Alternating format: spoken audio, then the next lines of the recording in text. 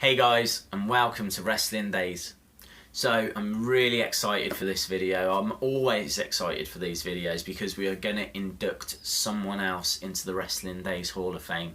You guys have decided this, it was voted for on Twitter, and I'm just really pleased to announce that the May inductee into the Wrestling Daze Hall of Fame is Owen Hart. For me, one of the best technical wrestlers of all time, had one of the greatest careers of all time. Owen Hart is, in every conceivable way, wrestling, from a wrestling family with a wrestling life and unfortunately a wrestling death. But we will cover all of this. We might as well start our journey in 1983, and Owen had looked for so many different avenues. You know, it's not that he didn't want to be a wrestler, but he just didn't really want to go into the family business. But it was clear that was what was going to happen. You know, he kept getting used by Stu Hart, who was running Stampede Wrestling. You know, can you do this for me? Can you do that for me? There was no way Owen could escape. Owen, you know, won loads and achieved loads in Stampede Wrestling, and not just because he was the son of the promoter, the owner. You know, he went through the dungeon as well, the dungeon being the basement in the Hart family house. And in the dungeon, that is where Stu Hart would train all the wrestlers, put them through their paces. Famous stories about submission holds being applied until people would pass out, throw up, be screaming in pain. And Owen went through all that, as did Bret Hart as well. After Stampede, he went over to New Japan Pro Wrestling, and it was over there he fought under the moniker of Jushin Liger. He is the first non-Japanese wrestler to win the IWGP Junior Heavyweight Championship. It was from this point that he joins WWF at the time. And he works a lucha style, actually. He works under a mask, and he uses not his own name of Owen Hart. They don't even, you know, make any connection to Bret and Jim and the Hart Foundation, even though those guys were in WWF at the time. He is literally on his own, and he's under the name of the Blue Blazer. Blue Blazer, kind of very much a low to mid card act that was a fantastic high flyer. Unfortunately, for whatever reason, the act wasn't successful, and so he ended up leaving WWF and going off to WCW. WCW, unfortunately, wasn't really any better for him. We're talking, it's about 1991 now, and he has about 5 matches.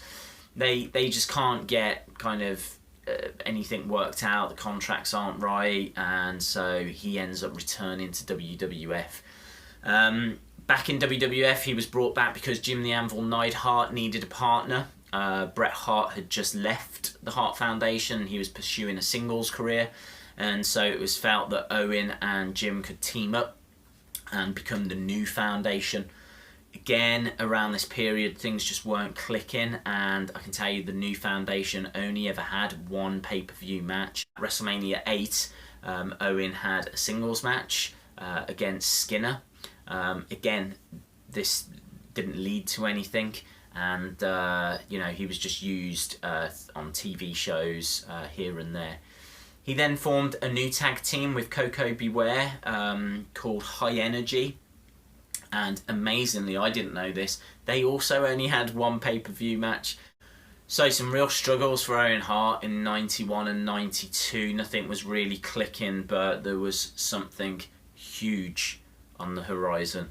In 93, you know, Bret is in the middle of this massive feud against Jerry the King Lawler, and so I believe it was at Survivor Series that year. It was the Harts against Jerry Lawler and his Knights. Unfortunately, Jerry Lawler couldn't make that show, and so he was replaced by Shawn Michaels. And so it was Shawn Michaels and the Knights against the Harts. You had like Bret Hart, you had Owen Hart. I think they brought in Ross, and I think there might also have been Keith Hart. You know, it's a big family. And Hart's win, I believe that the only person eliminated was Owen, and Owen felt that it was Bret's fault, basically. This was the start of the split. Owen's very vocal at this point about wanting to face Bret and, you know, being frustrated at being in Bret's shadow. Bret manages to try and smooth things over by getting a tag team championship match. So it's Owen and Bret at the Royal Rumble going for the tag team titles. Bret is trying to get the tag to Owen. Can't do it.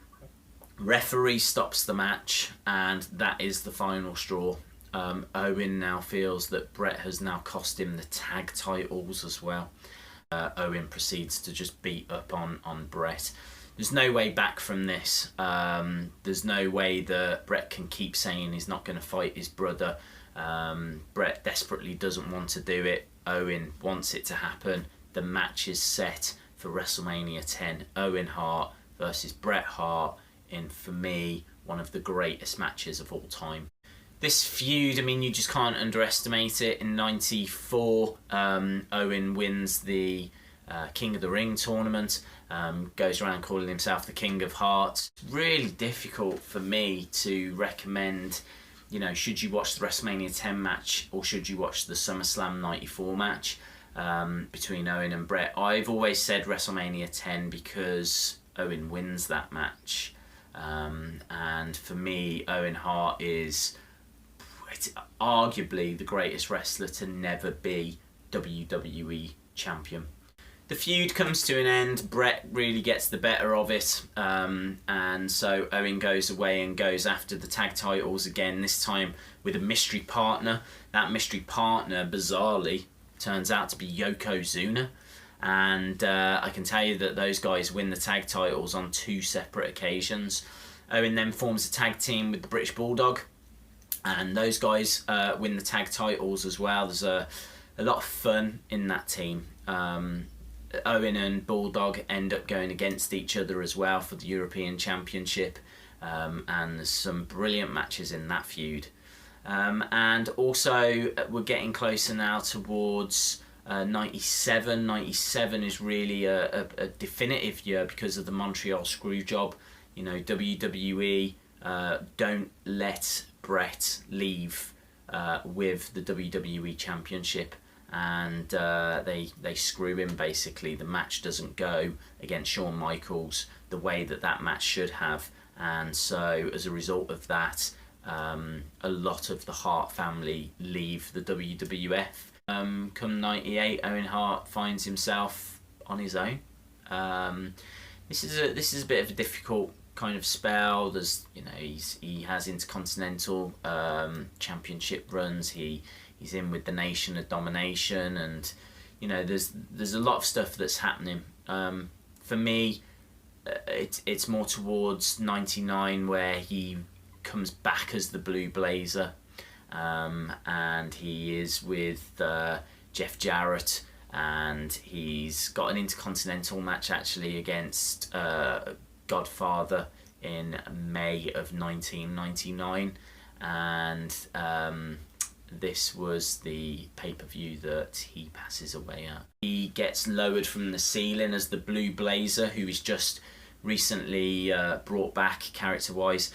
He's lowered, and the plan was that he would get tangled up, make a bit of a fool of himself, and then he would, when he's close to the ring, hit the release and kind of fall onto the ring and, you know, look a bit foolish.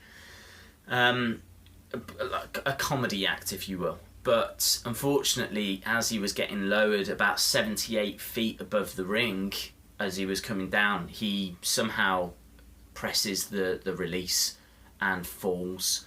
And he falls chest first onto the ropes, bounces back into the ring, and you know, that blunt force trauma is enough for him to be killed. So he dies in the wrestling ring, in front on a pay-per-view in front of a live audience at you know, one of the year's biggest shows. I can tell you that you don't see it, right? You don't see it. I've never seen it. I'm sure there's footage, but I've never seen it. I don't want to see it. It's horrible. I've seen the pay-per-view, and basically they're showing you kind of why the match has come about. I think there's like a vignette, and when they cut back, you just go straight to the commentary team who tell you what has just happened whilst you were watching that vignette. Next, they announce later on in that same show that Owen Hart has passed away, and next night on Raw, they do a big tribute show. Raw is Owen. Hopefully after this you'll go off and maybe check out a couple of his matches. I really hope that you do, and I promise that you'd be entertained if you did. Some of the matches of his to watch out for, we've already spoken about the SummerSlam 94 match and the WrestleMania 10 match against Bret. You can't go wrong with either of those.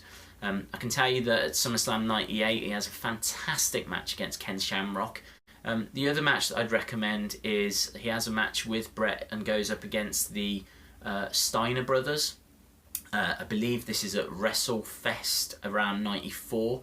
So, accomplishments. I'm going to have to read these out because there's no way I'm going to be able to remember these. He went into the LPW Hall of Fame in 2011.